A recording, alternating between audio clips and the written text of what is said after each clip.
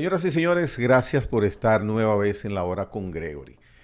En República Dominicana, como sabemos, está ocurriendo algo que se puede catalogar de inusitado.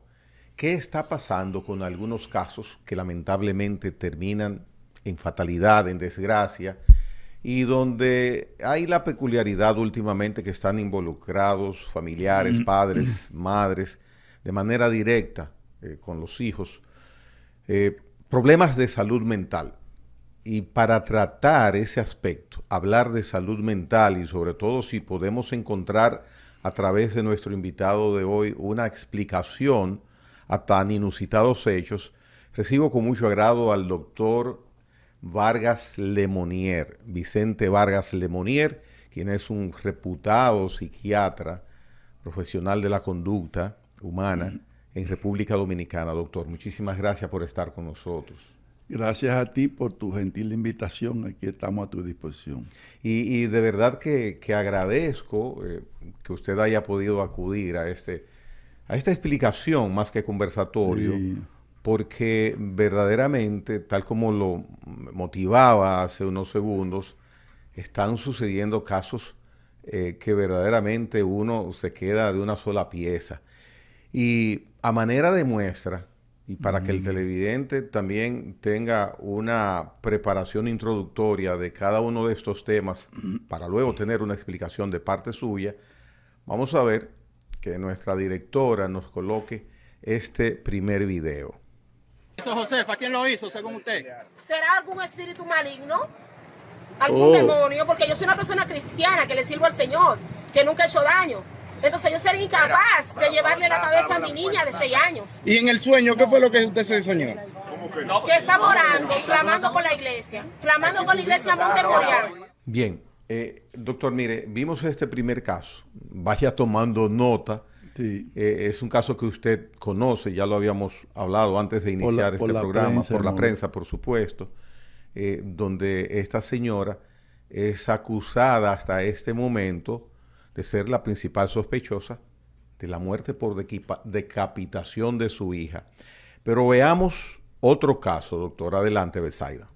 Un hecho catalogado como salvaje. Una madre desprendió parte del cuero cabelludo a su hija de 9 años de edad, luego de que supuestamente la menor fuera enviada a un colmado por su madre, identificada como Penélope Pérez, apodada en la comunidad como Frankia. Y al no realizar correctamente la tarea encomendada, la madre reaccionó violentamente, propinándole varios golpes. El hecho ocurrió en la comunidad de La Ermita, en Moca, provincia de Espaillat, donde la menor se encuentra en estado delicado de salud en el Hospital Toribio Bencosme, la cual quedó en parte de su cráneo expuesto luego de que le desprendieron el cuero cabelludo con un cuchillo, mientras la mujer está prófuga. La niña, cuyo nombre se omite por razones legales, fue protegida luego de esta acción salvaje por la abuela y por tal razón no pasó a una situación o desenlace. Bien, doctor, quiero hacer la salvedad de que en el primer video damos el crédito, es un material propiedad de Somos Pueblo, y este video que acabamos de observar de CDN Cadena de Noticias, el crédito a estos dos medios de comunicación. Doctor Vicente Vargas Lemonnier, ya usted tiene sumado este detalle, el de la niña que fue agredida por su madre a riesgo de perder la vida. De hecho, en este momento la niña se encuentra en un estado de salud que los médicos han indicado que está en observación para determinar si va a pasar a mayores. Entonces, para última muestra, quisiera, con su anuencia, que veamos el siguiente video. Adelante, Betsaida.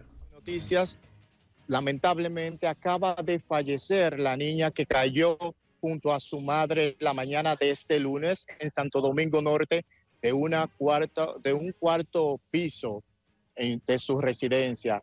La doctora Giselle, una especialista de aquí de este hospital, acaba de dar la información. Vamos a escucharla. Se ingresó con un diagnóstico de trauma craneoencefálico severo. Realmente la niña llegó en condiciones muy graves, estaba inconsciente. Como dije hace unas horas atrás, que la niña hubo que ventilarla, intubarla en secuencia rápida, fue llevada a cirugía y luego de ahí trasladada de inmediato a la unidad de cuidados intensivos. Durante todo este tiempo estuvimos trabajando por mejorar la condición de la niña. Lamentablemente su condición era de mucha gravedad, tenía mucho compromiso. Muy bien, doctor Vicente Vargas Lemonnier. En este caso de este video también damos crédito nueva vez a CDN Cadena de Noticias. ¿Qué puede usted decirnos de estos 3 ejemplos audiovisuales donde hay un común denominador? Está presente la acción determinante para estos hechos. En unos, ahí está por determinarse todavía el de la niña decapitada, está por comprobarse, pero está la presencia en las indagatorias y en los hechos y en el resultado de uno de los padres, en este caso de la madre de los niños, salud mental. ¿Qué es lo que está pasando a su modo de ver, doctor Vicente Vargas Lemonnier? Sí, bueno, cuando uno observa estos 3 casos, el primero está por determinarse si realmente la madre fue la autora de eso, pero vamos a decir en los 2 casos, segundo y el tercero, pues sí, hay ya la certeza de que la niña del pelo fue agredida por su mamá, y en el tercer caso sí. Cuando uno ve eso, pues yo lo que te puedo decir es que uno se llena de asombro, porque nadie espera que una madre agreda a un niño. Ya estamos acostumbrados a ver los famosos feminicidios de un hombre agrediendo a una pareja, a una expareja. Eso está malo, pero como que ya de alguna manera la gente podría esperarlo. Pero estos 3 casos pues causan asombro, sorpresa y sobre todo yo diría que mucha pena, porque yo te puedo decir, yo mismo cuando veo esto, yo lo que siento una profunda pena de decir, cónchale, esos niños sufrirán y qué es lo que esos niños pierden. Pueden perder la vida o perder la integridad de su cuerpo, pero yo pienso que eso genera un no tener en quien confiar. Porque a veces tú no confías o alguien no confía en mucha gente, pero uno siempre dice, mi mamá, como que uno siempre cree que la mamá es como un puerto seguro, como hasta ahí llegaron las aguas. Pero cuando uno ve esto, entonces uno se pregunta, ¿qué nos está pasando? ¿Dónde está la salud mental? No solamente de esos casos que uno ve, sino uno piensa en dónde está la salud mental de muchas personas. Porque muchas personas no llegan ahí y ojalá nadie llegue ahí nunca deberíamos llegar ahí, pero uno comienza a cuestionarse qué pasa con la salud mental, porque se espera que si alguien tiene un trastorno X, depresión, trastornos de control de impulso, esquizofrenia, bipolaridad, lo que sea, se espera que esa persona vaya donde un profesional de la salud mental regularmente, o un buen psicólogo o un psiquiatra. El psicólogo muchas veces tiene que ser para ver lo que está pasando y dar algún tipo de medición o de psicoterapia, pero el psiquiatra es la persona que debería manejar estos casos, porque el psiquiatra, por su condición de médico, tiene la capacidad de diagnosticar y también de medicar muchos de estos casos. Esas personas necesitan medicación o el tratamiento que corresponda para eso.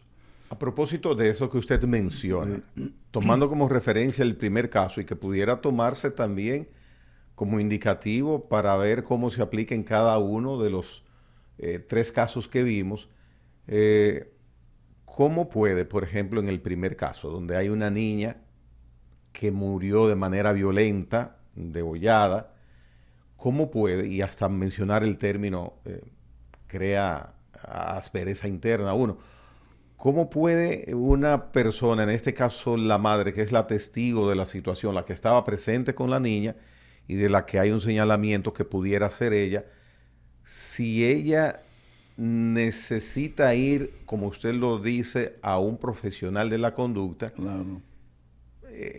Ella misma va a ir. ¿Qué es lo qué puede hacerse en un escenario familiar porque quizás yo tenga una situación y yo no me siento que la tenga. Yo mismo no voy a ir. Usted sugiere, recomienda, indica que debe irse a un profesional de la salud, pero ¿qué hacer en la familia para que una persona que haya dado algunas señales pueda asistir? Y tomemos como ejemplo este caso de la niña y la madre que hoy está en prisión preventiva para ser investigada. ¿Cómo esa señora pudo haber ido, si no es que fue, si hay señales, soy reiterativo, a un profesional de la conducta? Y lo que usted diga puede ser utilizado a favor de casos que se pueden estar manifestando en cualquier parte del país ahora. Sí, eso es muy importante, Gregory, porque cuando vemos estos casos debería ser para que todos nos pongamos en esa situación. O sea, cualquiera de nosotros puede en un momento dado tener un problema de salud mental. La gente siempre dice, no, a la salud mental lo que van son los locos, nada más apartado de la verdad. A los locos no van a un loco jamás va a ir a un psiquiatra. Siempre el loco dice, no, yo no tengo nada, usted está más loco que yo no tengo nada. Pero a esas personas siempre son los familiares que lo llevan, y a veces hasta la policía, la fuerza pública, porque a veces necesitan una fuerza pública que los lleve, o un familiar con suficiente autoridad. Pero la salud mental, los que van a salud mental por sí mismos son las personas que están mejor que los que no van. Oye lo que yo te estoy diciendo.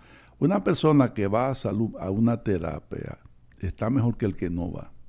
Porque nosotros decimos que el que va tiene conciencia de enfermedad y el que no va no tiene conciencia de enfermedad. Y puede estar enfermo. Y puede estar enfermo. Entonces, lo que más habla de conciencia de enfermedad es la negación.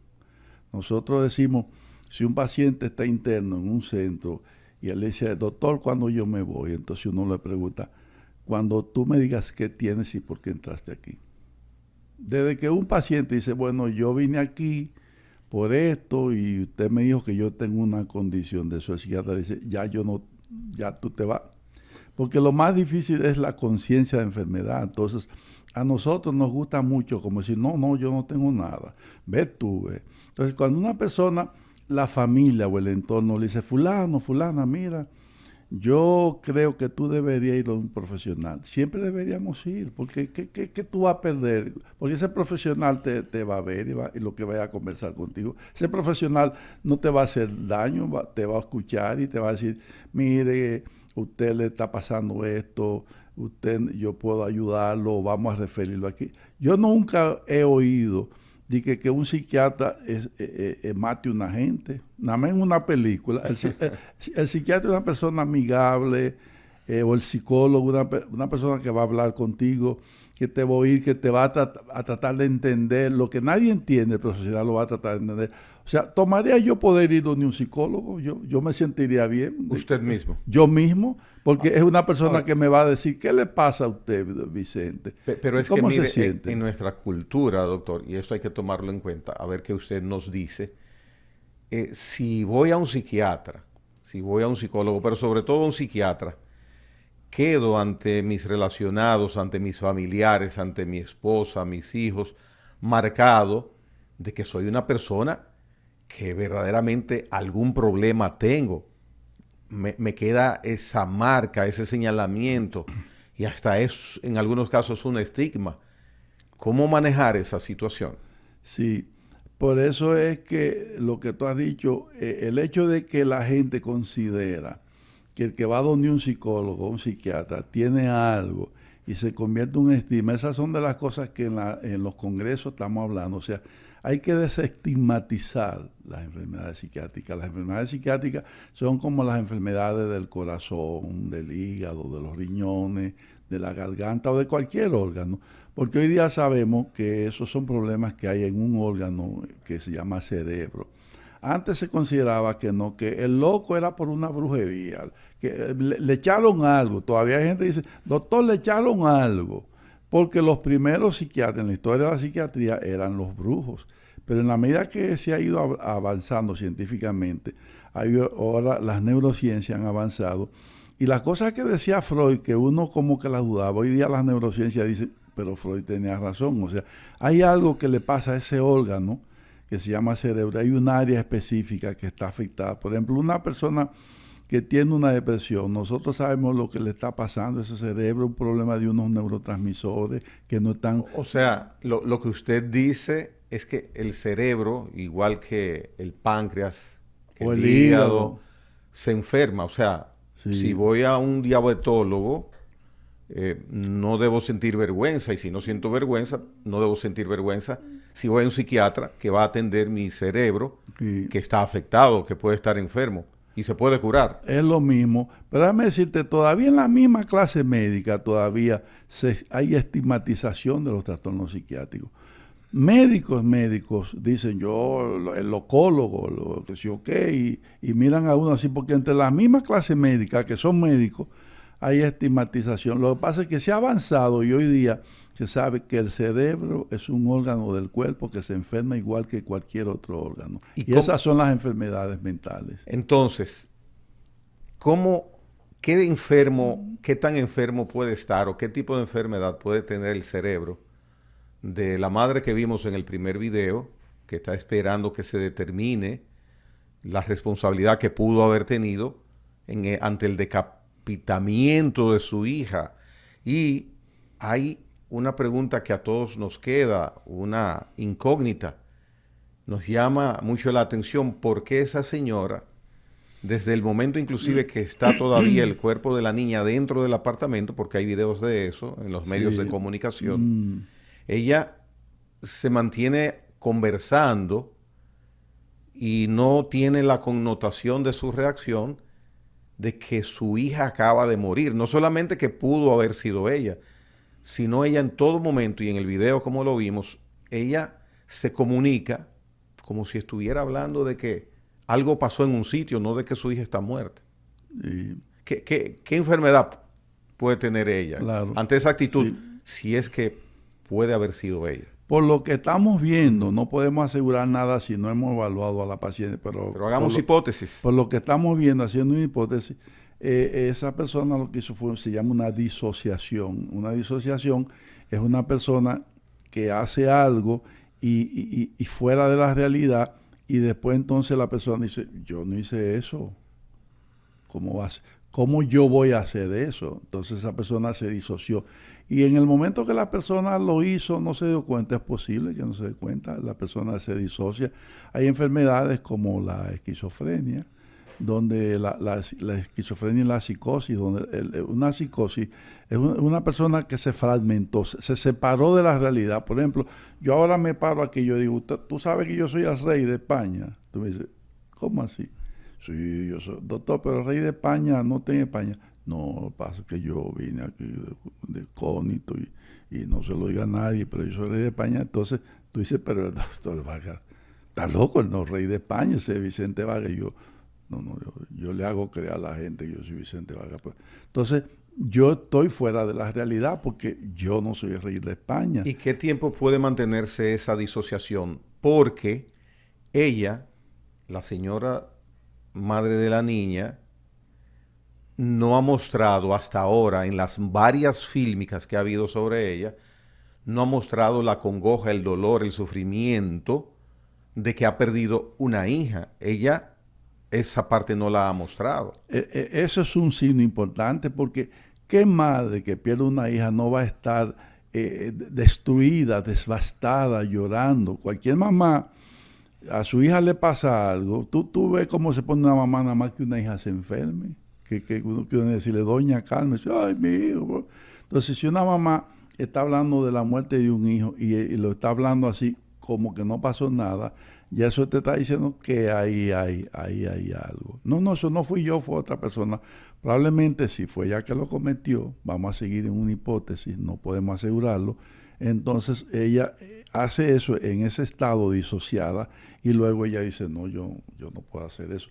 Y entonces dice, usted es un bárbaro, ¿cómo usted me va a decir a mí que yo puedo hacerle algo a un hijo mío? Porque esa persona no admite, está en negación, y cuando la persona lo hace, muchas veces la persona está en negación. ¿Qué pasa?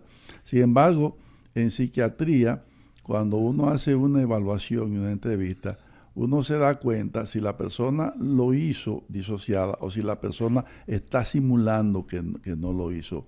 Hay detalles que uno en la entrevista lee. Cuando hacemos peritajes forenses, que alguien mató a alguien y nosotros queremos, y se ampara en una enfermedad, porque en psiquiatría forense hay enfermedades que nos hacen atenuantes, o sea, la pena es menor, o eximentes, no hay pena, porque esa persona uno dice hizo eso en esas condiciones, pero nosotros evaluamos si ese delito está relacionado con esa enfermedad, porque una persona puede estar enferma psiquiátricamente y el delito que hace es imputable, porque en esa enfermedad ese delito no es típico. Oh, ya. Mire qué interesante eso. Claro. Usted dice, y en el caso de esta señora... Pero hay delitos que uno dice, esa persona con esa enfermedad puede hacer eso. Si esa señora, por lo que hemos visto, decimos, nosotros tenemos que pensar que ella sufre de algún tipo de problema psicótico.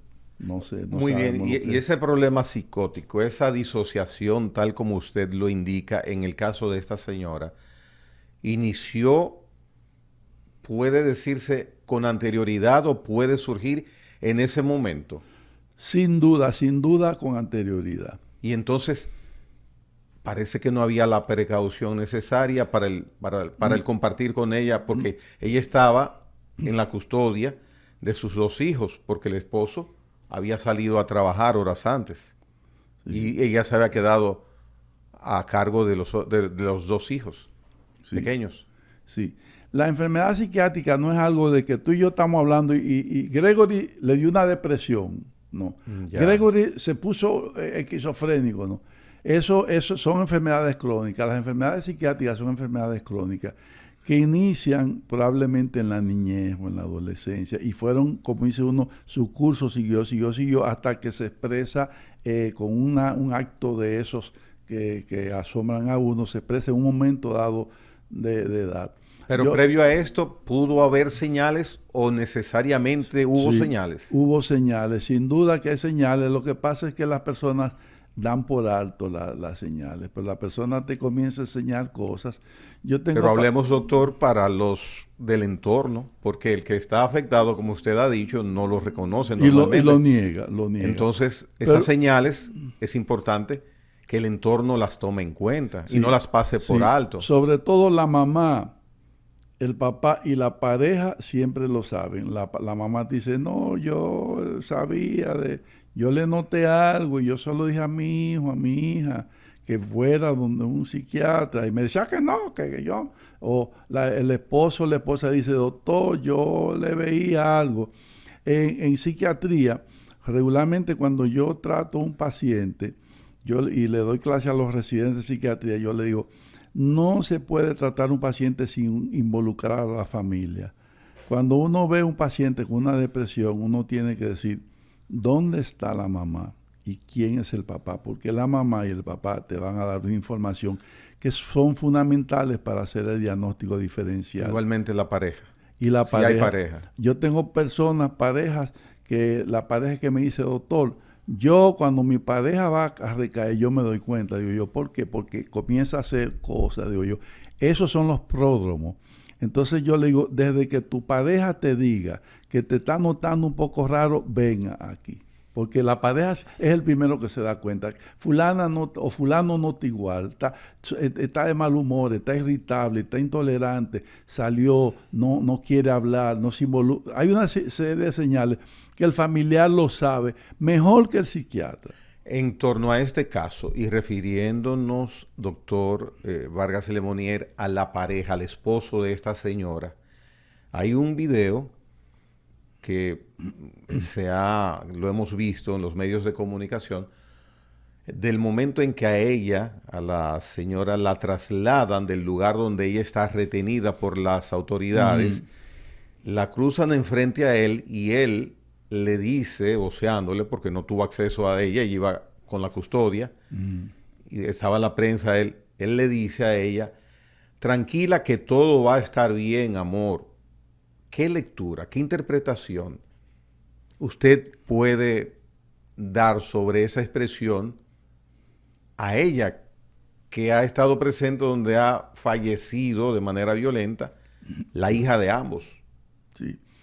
Eso es interesante. Cuando él le dice eso, uno se podría preguntar por qué o para qué él está diciendo eso. Él pensará que lo que pasó no fue ella la responsable. Él pensará que fue otra gente, o él sabe que fue ella y le dice eso para tranquilizarla. Uno no sabe, uno no puede decir por qué o para qué le está diciendo eso.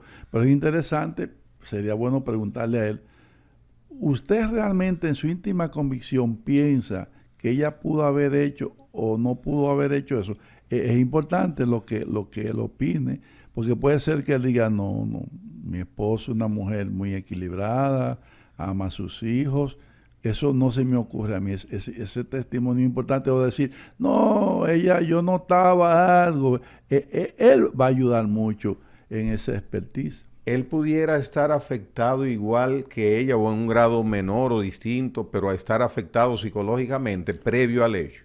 Totalmente, pero imagínate tú, yo tengo hijos, Dios los libre, a un hijo mío o a un hijo tuyo le pasa algo, tú vas a estar diciéndole a tu esposa tranquila que todo va a estar bien. Uno, en ese momento tú estás devastado. Cuando se va a indagar ese tipo de acciones con familiares, lo primero que uno se ve es cómo está ese familiar. Esa es una información relevante, porque alguien que ha perdido un ser querido lo que tiene es dolor, lo que tiene en este angustia, caso puede tener rabia también ante el sí, posible sí, ejecutor del acto. Claro que sí, pero ese hecho de decir tranquila es como, ¿y quién va a estar tranquilo en ese caso?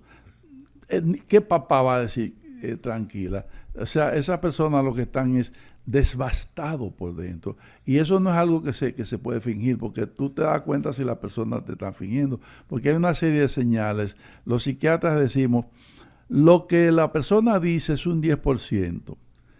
Cómo lo dice es un 50% y lo que hace el cuerpo es el otro 50%. Nosotros le ponemos más atención a cómo a lo que oímos. A cómo tú dices algo y qué hace tu cuerpo mientras dice eso. Lo que la persona dice verbalmente representa poco para nosotros. Por eso un psiquiatra en una entrevista le va hablando con un paciente y va oyendo lo que dice, pero va viendo cómo me lo dice y va viendo cómo mi cuerpo está. Se llama el lenguaje corporal. Entonces, eso es lo que nosotros vamos leyendo. Entonces, una persona, por ejemplo, yo le digo a una persona, ¿a ti te dolió romper con tu pareja? No. Tú me dices que no, pero tu expresión es de dolor y claro. angustia. No, pero yo no quería saber de ese hombre, él me pegó mucho cuerno. O sea, tú estás devastado y angustiado. Tú estás negando con la boca que te dolió, pero la forma en que tú me lo dices y la expresión de tu cuerpo me dicen lo mucho que te ha dolido. Yo en estos días estaba viendo un paciente y yo estaba entrevistándolo a él con el papá y la mamá.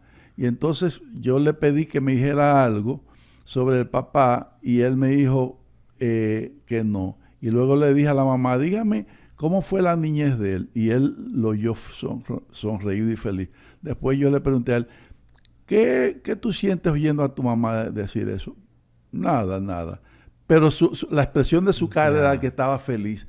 Pero una expresión de felicidad, pero me decía no, que eso... Con la boca me decía que no. Pero yo le dije a él, óyeme, tú con la boca me dices que no, pero tu rostro se iluminó y tus ojos brillaron de que tú oíste a tu mamá diciendo eso, porque es que el lenguaje del cuerpo no miente. Tú puedes mentir con las palabras, pero es imposible que el cuerpo mienta.